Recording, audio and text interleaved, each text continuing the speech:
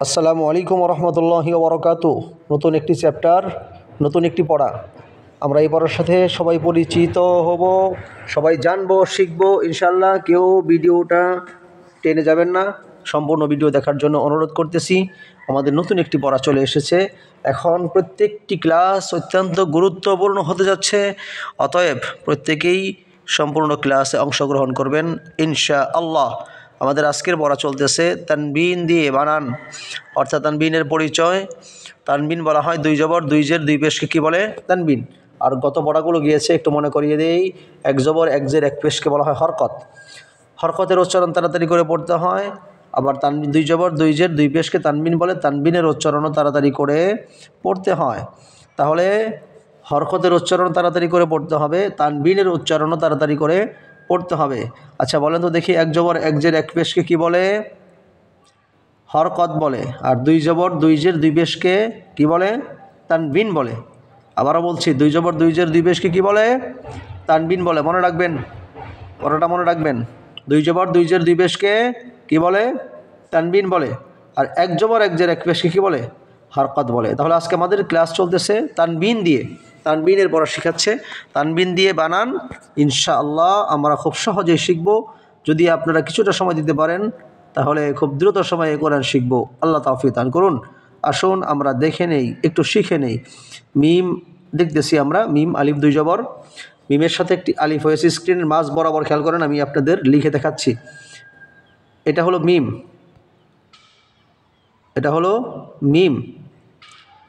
যেমন নাকি এই যে মিমটা দিয়েছে, তাহলে আমি যেটা দেখালাম এটা কি? মিম। আর উপরে দাগ চলে গেছে, এটা হলো আলিফ। আবারও বলছি, খেয়াল করেন, এটা হলো মিম, উপরে দাগটা চলে গেছে, এটা হলো আলিফ। তাহলে কি হলো? মিম আলিফ। তাহলে মিম আলিফ, আর সোজা বরাবর উপরে দেখেন দুই জবর আছে, দুই জবর আছে। মিম আলিফ দুই জবর, তাহলে পড়তে হবে কীভাবে? মিম আলিফ দুই জবর মান। মিম আলিফ দুই জবর কী হবে? মান। বলেন, মিম আলিফ দুই জবর মান। মিম দুই জের মিন, মিম দুই পেশ মুন, কি হলো? মান মিন মুন। একটু সহজ করার জন্য আপনাদেরকে একটি টিপস জানিয়ে দিচ্ছি। টিপসটা হলো, মিম জবর মা, আমরা গত ক্লাসগুলোতে পড়েছি মিম জবর কি? মা। তাহলে মা এক জবর, মিম জবর মা। তাহলে মিম দুই জবর মা ছিল, এখন দন্তন্য লাগাই দেন, কি হবে? মান। সহজ। তাহলে মিম জবর মা, মিম আলিফ দুই জবর, বা মিম দুই জবর মান। বুঝে আসছে? মিম আলিফ দুই জবর মান, মিম দুই জের মিন, মিম দুই পেশ মুন, কি হলো? মান মিন মুন। জি দেখেন, মিম আলিফ দুই জবর মান, মিম দুই জের মিন, মিম দুই পেশ মুন, কি হলো? মান মিন মুন। একেবারে সহজ। জি ইনশাআল্লাহ। দেখেন, বা আলিফ দুই জবর, বা আলিফ দুই জবর বান, বা দুই জের বিন, বা দুই পেশ বুন, কি হলো? বান বিন বুন। পড়েন, বান বিন বুন। জি, বা আলিফ দুই জবর, বা আলিফ দুই জবর বান, বা দুই জের বিন, বা দুই পেশ বুন, কি হলো? বান বিন বুন। এরপরে এই অক্ষরটা দেখতেছেন, এটা ওয়াও। কি এটা? ওয়াও। তাহলে ওয়াও, এরপর আলিফ, ওয়াও আলিফ দুই জবর ওয়ান। পড়েন আমার সাথে, ওয়াও আলিফ দুই জবর ওয়ান। ওয়াও দুই জের উইন, ওয়াও দুই জের উইন। ওয়াও দুই পেশ উন, ওয়াও দুই পেশ উন। আরবি পড়তে গেলে বা কোরআন পড়তে গেলে ওয়াও এর উচ্চারণটা অনেকেই ভুল করে ফেলে। আল্লাযী ইউয়াস উইসু, আল্লাযী ইউয়াস উইসু, এখানে অনেকের উচ্চারণটা যথার্থ হয় না। তাহলে ওয়াও আলিফ দুই জবর ওয়ান, ওয়াও দুই জের উইন, ওয়াও দুই পেশ উন, ওয়ান উইন উন। আবারও বলছি, ওয়াও আলিফ দুই জবর ওয়ান, ওয়াও দুই জের উইন, ওয়াও দুই পেশ উন, ওয়ান উইন উন। আশা করি খুব সহজেই বুঝতেছেন। এটা কি বলেন দেখি? ফা আলিফ দুই জবর ফান, ফা আলিফ দুই জবর ফান, ফা দুই জের ফিন, ফা দুই পেশ ফুন, কি হলো? ফান ফিন ফুন, ফান ফিন ফুন, ফা আলিফ দুই জবর ফান, ফা দুই জের ফিন, ফা দুই পেশ ফুন, ফান ফিন ফুন। এরপরে দেখেন কি আছে, এটা হলো সা, কিটা সা, সা আলিফ দুই জবর সান, সা আলিফ দুই জবর সান, সা দুই জের সিন, সা দুই পেশ সুন, সান সিন সুন। বলেন সান সিন সুন, সান সা আলিফ দুই জবর সান, সা দুই জের সিন, সা দুই পেশ সুন, কি হলো সান সিন সুন। এরপরে দেখেন সায়ের পরে সে জাল, দালের পরে যে জাল আছে সেই জালটা, জাল দুই জবর জান, জালের পর একটা ইয়া দেওয়া আছে, এটা পড়তে হবে না, এটা লিখতে আসে কিন্তু পড়তে হয় না।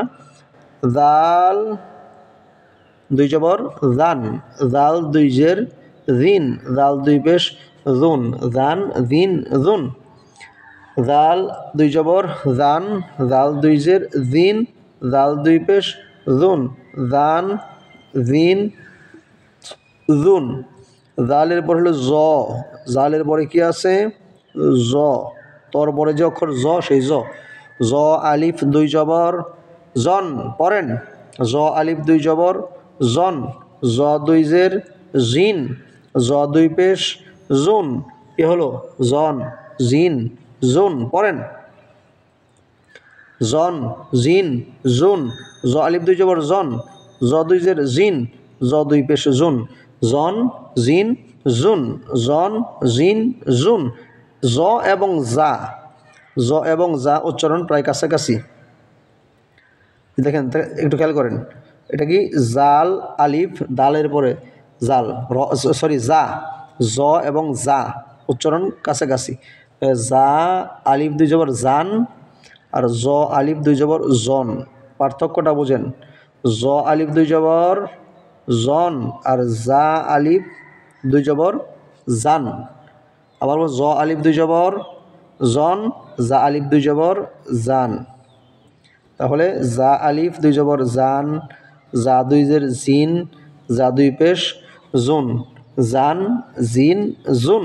বলেন জান জিন জুন, আবার পড়ছি জান জিন জুন।